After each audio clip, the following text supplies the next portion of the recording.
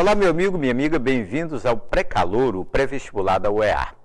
Nós vamos começar com língua portuguesa, naturalmente naqueles conceitos básicos, aquelas coisas importantes que você tem que saber para resolver qualquer questão de prova de vestibular. E o tema da aula de hoje é a frase e as suas variedades.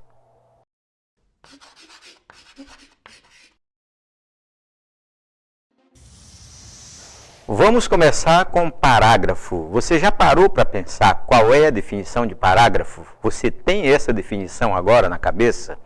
Então vamos à definição para você. É a divisão de um texto escrita em prosa. Ele pode ser narrativo, pode ser descritivo, pode ser dissertativo. É a divisão indicada pela mudança de linha e, naturalmente, pelo recuo da primeira linha. Então, quando você faz isso, você terminou um parágrafo e, naturalmente, vai começar um novo parágrafo. Agora que você sabe a definição de parágrafo, vamos à função. São duas funções básicas. Uma é mostrar que as frases ali contidas, elas mantêm maior relação entre si do que com o resto do texto. E a segunda função é separar as várias ideias do texto, agrupando-as por afinidades. É o que ocorre, por exemplo, quando você vai produzir a sua dissertação valendo nota na prova de vestibular. Você vai ter que fazer um parágrafo de introdução, naturalmente apresentando o tema, né? Depois uns 2 ou 3 parágrafos de desenvolvimento, naturalmente não misturando ali as ideias, separando, né, as ideias por parágrafos e um último de conclusão. Tranquilo, então? E agora que você sabe definição e função do parágrafo, vamos ao símbolo. Ele não vai aparecer na sua prova de vestibular, pelo menos em tese. Por quê? Porque o símbolo é muito comum em textos técnicos, principalmente da área jurídica. Aqueles 2 S entrelaçados aparecem como alerta. Naturalmente, ali está começando um parágrafo novo, para você não confundir com o parágrafo anterior. Tranquilo? E agora, depois do símbolo, vamos à pontuação. Qual é a pontuação adequada para o parágrafo? Olha, o parágrafo termina por ponto parágrafo, como o próprio nome sugere, mas pode ser também uma exclamação, um sinal de interrogação, as reticências, até mesmo ponto e vírgula, quando para cada parágrafo você muda, né, de linha em forma de tópico, mas naturalmente não há muita lógica em pensar que o parágrafo possa terminar por vírgula. Perfeito? E depois da pontuação, vamos a exemplos de parágrafo para você ficar de bem com esse tópico. Vamos ler um texto do Rubem Braga, O Pombo. Vinícius Moraes contava ter ouvido de uma sua tia-avó, senhora idosa, muito boazinha, que um dia ela estava na sala de jantar, em sua casa do interior, quando um lindo pombo pousou na janela. A senhora foi se aproximando devagar e conseguiu pegar a ave. Viu então que em uma das patas havia um anel metálico onde estavam escritas umas coisas. Era um pombo-correio, titia. Pois é, era muito bonitinho e mansinho mesmo. Eu gosto muito de pombo. E o que foi que a senhora fez? A senhora olhou Vinícius com ar de surpresa, como se a pergunta lhe parecesse pueril. Comi, uai. Olha, o que você percebeu? Que é um texto dividido em parágrafos. Veja que não há limite para o tamanho do parágrafo. O primeiro bem maior, né, tá? Que é exatamente a narração. E depois, para representar a fala das personagens, o autor colocou o famoso travessão, que marca essa mudança de interlocução, e cada fala, naturalmente, faz parte de um parágrafo. Percebeu, então? Vamos ler um texto do Luiz Fernando Veríssimo, A Princesa e a Rã. Era uma vez, numa terra muito distante, uma princesa linda, independente e cheia de autoestima. Ela se deparou com uma rã enquanto contemplava a natureza e pensava em como o maravilhoso lago de seu castelo era relaxante e ecológico. Então a rã pulou para o seu colo e disse: linda princesa, eu já fui um príncipe muito bonito. Uma bruxa má lançou-me um encanto e transformou-me nesta rã asquerosa. Um beijo teu, no entanto, há de me transformar de novo num belo príncipe e podemos casar e construir lá feliz no teu lindo castelo. A tua mãe poderia vir morar conosco e tu poderias preparar o meu jantar, lavar as minhas roupas, criar os nossos filhos e seríamos felizes para sempre. Naquela noite, enquanto saboreava pernas de rã à sauté, acompanhadas de um cremoso molho acebolado e de um finíssimo vinho branco, a princesa sorria, pensando consigo mesma: eu, hein? Nem morta. Como você percebeu, é mais um texto em prosa, naturalmente dividido em parágrafos, e você percebe apenas olhando na tela, apenas olhando na folha de papel. Portanto, você agora está de bem com o que é parágrafo, com a definição, com o símbolo, com a pontuação, e agora conhece até exemplos naturalmente retirados da literatura brasileira. E agora que você está de bem com o parágrafo, vamos falar de frase para você. Você tem uma definição de frase aí na sua cabeça? Olha, sabe o que é frase? É um enunciado com sentido completo. Tem que ter sentido, não pode ser uma coisa de doido, né? Então, naturalmente, leu alguma coisa, uma palavra só, 2, 10 ou mais, se há sentido, se o outro entende, você pode tranquilamente chamar de frase. Combinado, então?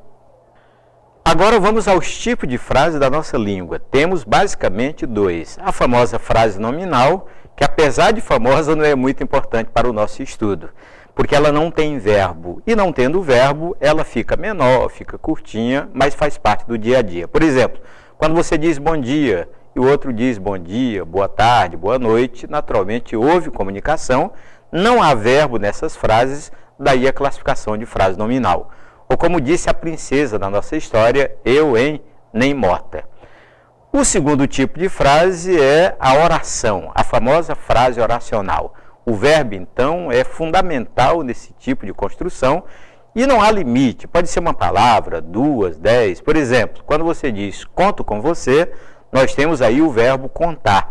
Temos uma oração. Ou então, como está lá no texto, era um pombo correio, titia. Veja como o autor fez uso do verbo ser, naturalmente é uma frase e a classificação, oração. Perfeito até aí? Vamos guardar uma quadrinha na cabeça para você lembrar direitinho o que é frase? É assim, ó, tudo na língua é frase, até mesmo palavrão, sem verbo é nominal, com verbo é oração. Diga isso várias vezes, olhando para o espelho, e naturalmente você terá uma boa definição de frase para não confundir nunca mais. Tranquilo? Vamos falar de variedades de frases. A língua tem muitas variedades, porque uma frase não tem limites. O limite é quem escreve ou quem fala. Portanto, uma frase pode ter uma palavra apenas, e se for verbo, é uma oração. Mas o período, você já sabe, pode ser composto, pode ter uma oração, 2, 3, 10, não há problema nenhum. Portanto, prepare-se para um passeio pelas variedades de frases. Vamos então à primeira variedade de frase, é aquela que tem só uma palavra, mas se essa palavra é verbo, além de ser uma frase, é naturalmente uma oração. Vejamos o primeiro exemplo, chegamos. É o verbo chegar conjugado no presente do indicativo. É o famoso período simples, só um verbo, só uma oração, e a forma chegamos corresponde ao pronome nós, daí a conclusão de sujeito oculto nós. Tranquilo? Quando você muda para chegastes, preste atenção à letra S, aí você tem o verbo chegar no pretérito perfeito do indicativo, você continua tendo período simples, oração absoluta, mas o detalhe chegastes corresponde ao pronome vós, daí a classificação de sujeito oculto vós. Compare agora com chegaste, é a mesma palavra sem a letra S. Continuamos com o verbo chegar, pretérito perfeito do indicativo, período simples, oração absoluta, mas a falta de S caracteriza o pronome tu, a segunda pessoa do singular. Portanto, você conclui que é frase, que é período simples, é oração absoluta e o sujeito é oculto tu. Tranquilo até aí? Vamos ao segundo tipo de frase, é aquela constituída com mais de uma palavra. Veja a frase chegamos tarde.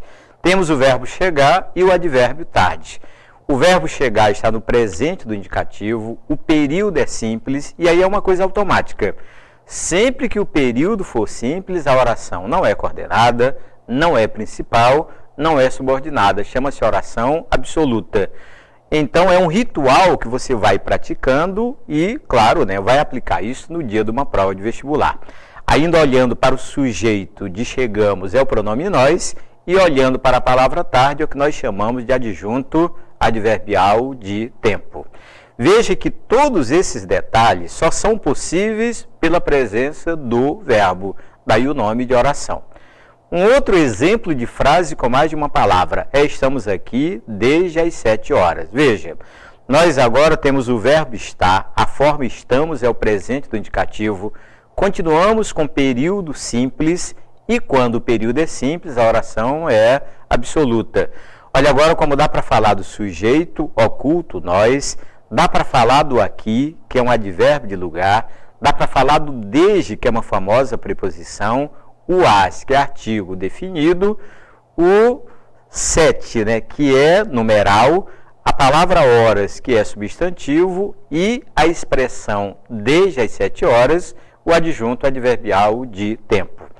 Interessante, então, como a frase, quando ganha a presença do verbo, ela ganha muitos outros elementos, e você pode, então, diante dela, fazer duas análises. A análise morfológica é aquela que você olha para a palavra e diz a classe gramatical. Olha para o chegamos, é verbo, para o aqui, é advérbio, para o desde, preposição, para o as, artigo, 7, numeral e hora, substantivo.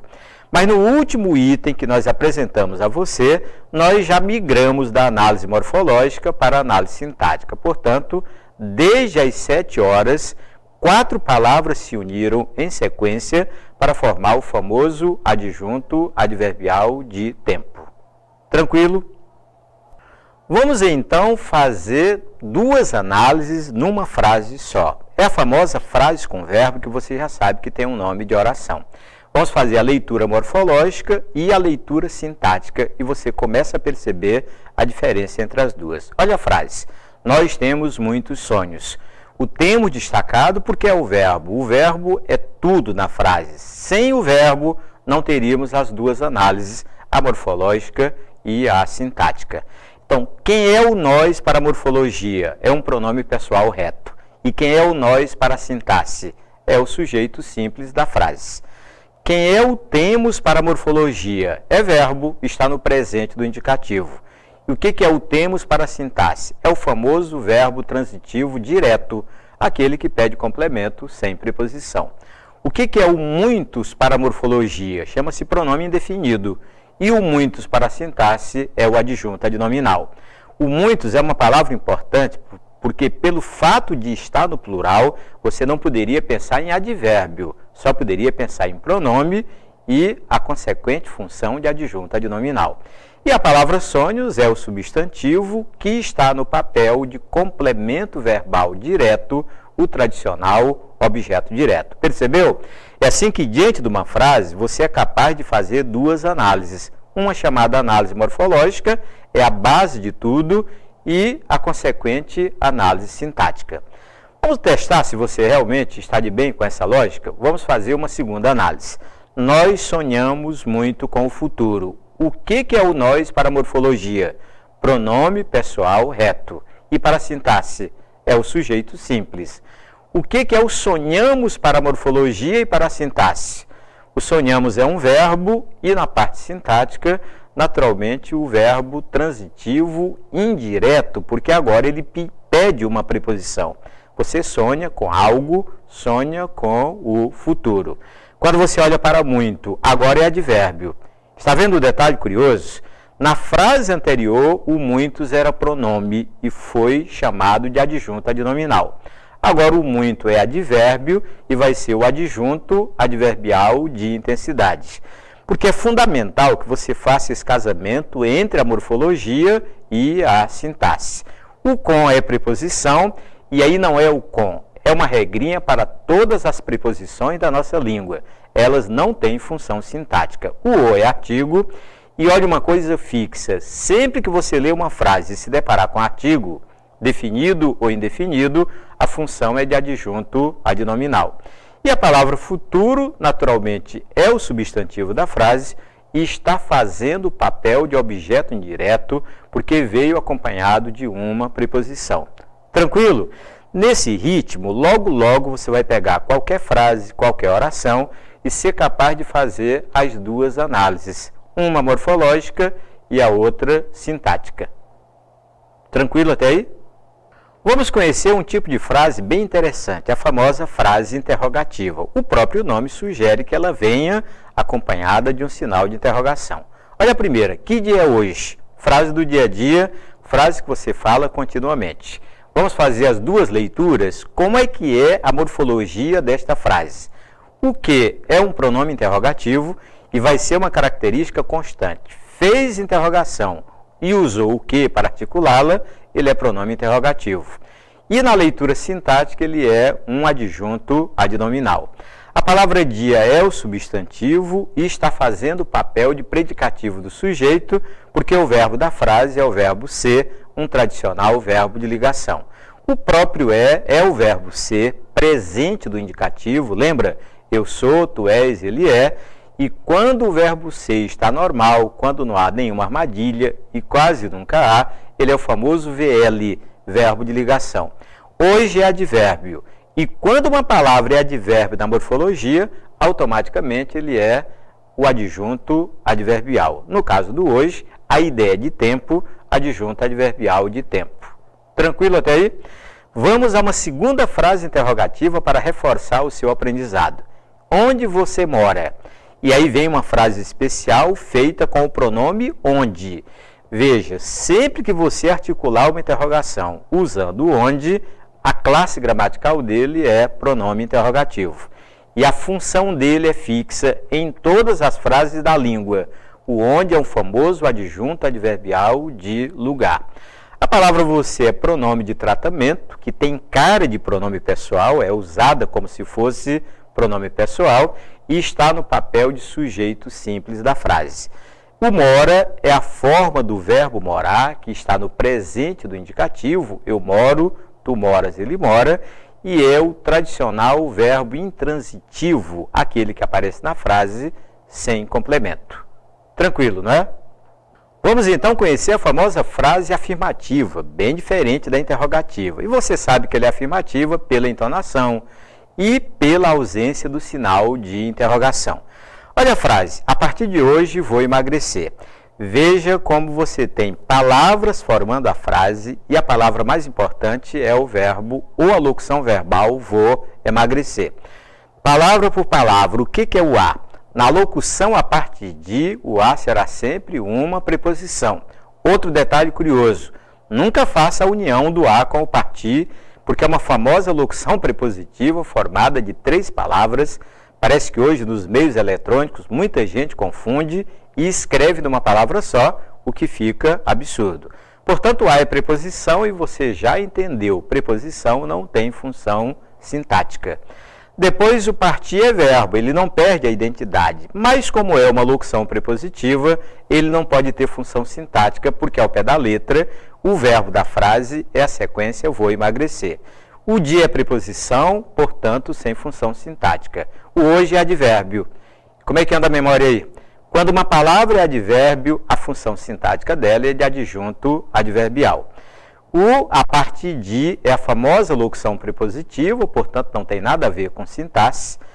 E a sequência a partir de hoje, a junção da locução prepositiva mais o advérbio hoje, aí sim é a famosa locução adverbial com o papel de adjunto adverbial de tempo.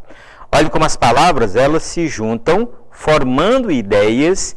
E essa ideia que tem a famosa função sintática. Se a ideia é de tempo, adjunto adverbial de tempo. É claro que o vou é verbo e está no presente. Eu vou, tu vais, ele vai. Mas está no papel de verbo auxiliar. O emagrecer é verbo, é o nome do verbo, está no infinitivo e é chamado de verbo principal ou ainda verbo intransitivo, porque não veio acompanhado de complemento. E a sequência vou emagrecer é o que você tem de se habituar a chamar de locução verbal. Perfeito até aí? Agora, você está de bem com as preposições porque apareceu o a, e ele é a preposição mais problemática da nossa língua. Por quê?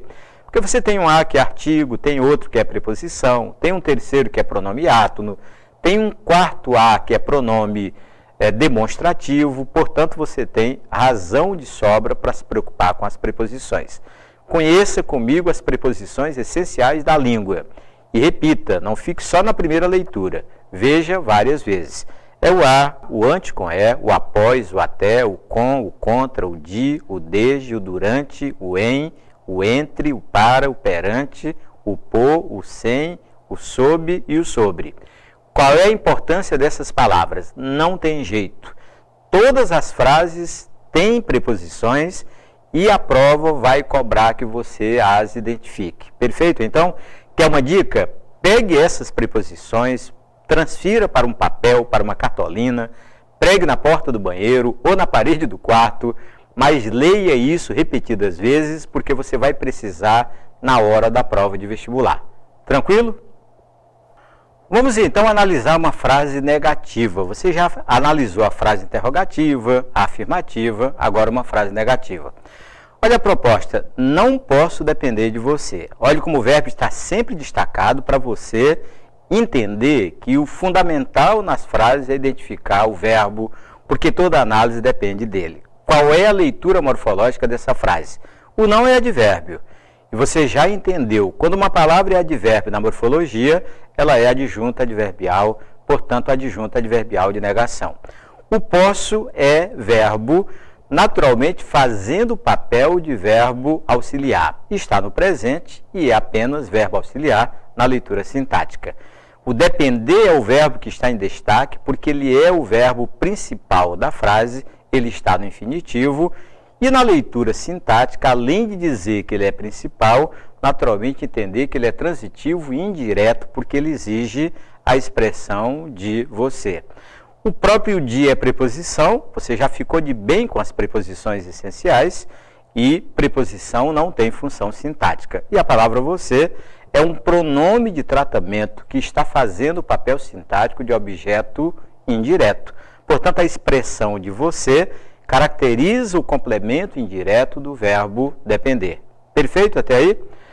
Vou fazer mais uma negativa. Não vou gastar dinheiro à toa. Olhe como o verbo gastar está destacado. Naturalmente, antes dele temos o verbo ir e a leitura morfológica é o não advérbio na função sintática adjunta adverbial de negação. O vou, o verbo do presente e na sintaxe apenas verbo auxiliar. O gastar, o verbo principal da frase está no infinitivo e além de verbo principal, naturalmente transitivo direto, porque a ideia de gastar, gastar algo, gastar dinheiro, não envolve preposição. O próprio substantivo dinheiro é substantivo e está fazendo o papel de complemento direto ou de objeto direto.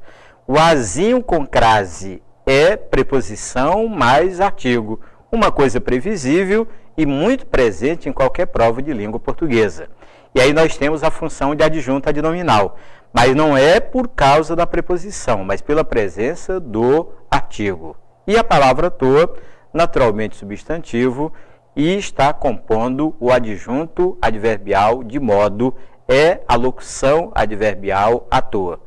Perfeito, então, até aí? Preparado para analisar uma frase exclamativa, como o próprio nome sugere, ela vai se caracterizar porque vem acompanhada de um sinal de exclamação. Olha a frase apresentada para você. Que lindo dia de sol. Note que não temos verbo e a análise, então, não falará de sujeito, nem de predicado, nem de complemento verbal. Então, o que é pronome exclamativo e como a frase não tem verbo, é apenas a análise morfológica. Lindo é adjetivo, mas como veio acompanhado do substantivo dia, é um adjunto adnominal. A palavra dia é o substantivo, sem função sintática, porque a frase não tem verbo. O dia é preposição, e você já entendeu, não é o de. Qualquer preposição da língua não tem função sintática. E a palavra sol é substantivo, mas como formou a locução de sol, naturalmente adjunto adnominal. Vamos misturar? No mesmo período você tem uma interrogação e uma exclamação. Portanto, você aqui, que bom. Naturalmente, você tem o você no papel de pronome de tratamento. Se não tem verbo, é apenas pronome de tratamento, é apenas a visão morfológica. O aqui é advérbio, aí é tradição. Quando numa frase você encontra o advérbio, você tem adjunto adverbial. O que é pronome exclamativo, não temos verbo, sem função, e a palavra bom é adjetivo, mas como não temos o verbo, não temos outras palavras, apenas o adjetivo. Tranquilo até aí? Chegou a hora e a vez da frase imperativa. Ela é muitíssimo importante para quem vai fazer prova de vestibular. É o nosso sistema de dar ordem, de pedir ou de suplicar. É o verbo conjugado no imperativo, que pode ser afirmativo e pode ser negativo. Quando você diz fica aqui, são só duas palavrinhas, mas tem uma importância muito grande. Olha a leitura morfológica. O fica é o verbo, que naturalmente está no imperativo afirmativo. Olha a confusão. Por conta do contexto, naturalmente da leitura adequada, não é o presente do indicativo, porque você pode conjugar eu fico, tu ficas, ele fica, e batendo o olho no fica, vem logo a ideia de presente do indicativo, mas como é uma ordem ou um pedido, naturalmente é o imperativo afirmativo. E claro, né, um verbo intransitivo, aquele que vem sem complemento verbal. O aqui é advérbio, e você já está de bem com essa lógica, é o adjunto adverbial de lugar. E o tu, que nem está na frase, acredite, é um pronome pessoal reto que está fazendo o papel de sujeito oculto. Porque é muito interessante no imperativo que o pronome não aparece, mas naturalmente teremos o pronome subentendido na forma verbal. Compare a primeira frase, fica aqui, com fique aqui. É uma pequena mudança de conjugação. Aí você vai ter o verbo no imperativo, de novo, continua sendo intransitivo, sem complemento. O aqui é advérbio, no papel de adjunto adverbial, mas agora mudamos de pronome. Quando era fica, combina com o pronome tu. E quando é fique, combina com o pronome você. Naturalmente, uma mudança de sujeito, sujeito oculto, você. E compare com uma frase um pouquinho maior. Fique quieto, menino. Veja que agora a presença da palavra menino pode causar uma confusão muito interessante e muito cobrada em provas de vestibulares, que é a presença da palavra menino no papel de vocativo. Sabe que o leitor comum, quando lê a frase, quando tenta interpretá-la, pensa que menino é o sujeito. É um equívoco que você percebe desde agora. Veja a leitura. O fique continua sendo verbo no imperativo afirmativo, naturalmente verbo de ligação agora, porque veio acompanhado da palavra quieto. O quieto é adjetivo, fazendo o papel de predicativo do sujeito, e olhe bem para menino, não é o sujeito da frase, como muitas bancas podem propor no dia de uma prova, mas é o substantivo fazendo o papel de vocativo. Daí a vírgula obrigatória quando você trabalha com o vocativo. Perfeito, então?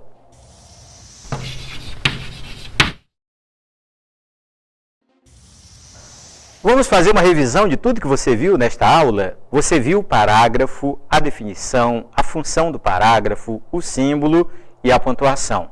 Você sentiu a diferença entre a frase nominal, que não tem verbo, e a oracional, ou oração, que tem obrigatoriamente a presença do verbo.